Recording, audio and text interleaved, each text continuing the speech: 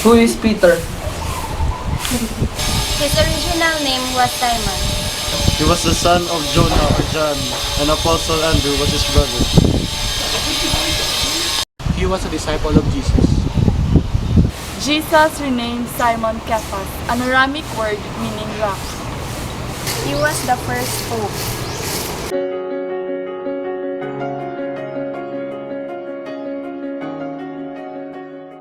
He was always named first when the apostles were listed. He was there at the most important moments. He was the first to proclaim Christ's divinity. He was the first to preach the gospel after Pentecost, thus starting the whole church era. He worked the first healing in the church age.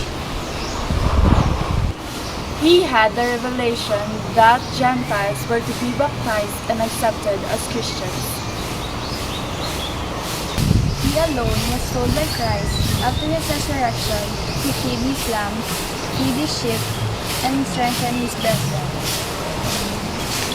Why do Catholics believe that Peter the Apostle was the first pope when the word pope doesn't even appear in the Catholic Bible?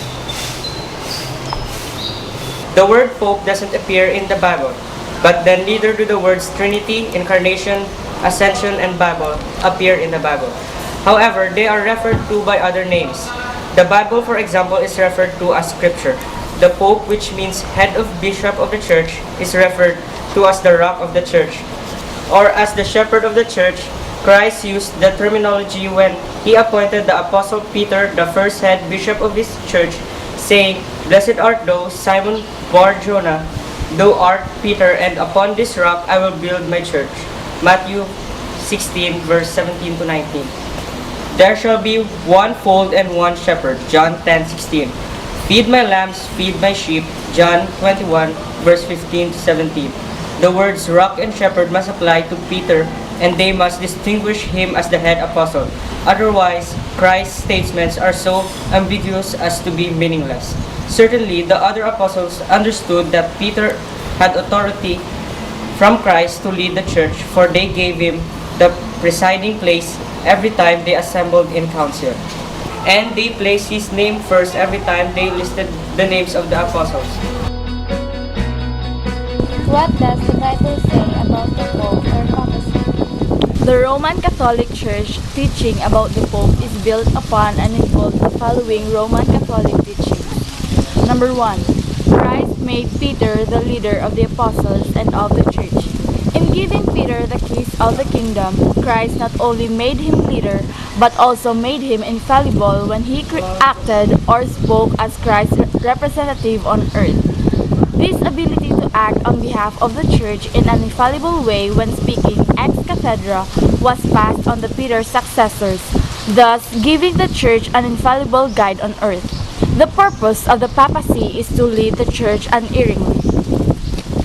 Peter later became the first bishop of Rome. As bishop of Rome, he exercised authority over all other bishops and church leaders. The teaching that the bishop of Rome is above all other bishops in authority is referred to as the primacy of the Roman bishop. Peter passed on his apostolic authority to the next bishop of Rome, along with the other apostles who passed on their apostolic authority to the bishop that they ordained. These new bishops, in return, pass on that apostolic authority to those bishops that they are later ordained, and so on. This passing on of apostolic authority is referred to as apostolic succession. Based upon the claim of an unbroken chain of Roman bishops, Roman Catholics teach that the Roman Catholic Church is the true church, and that all churches that do not accept the primacy of the Pope have broken away from them, the original and the one true church. Where does the Pope get his authority to rule over the Catholic Church? The source of the Pope's authority to rule over the Catholic Church is quite obvious. It was given by none other than Jesus Christ, by God Himself.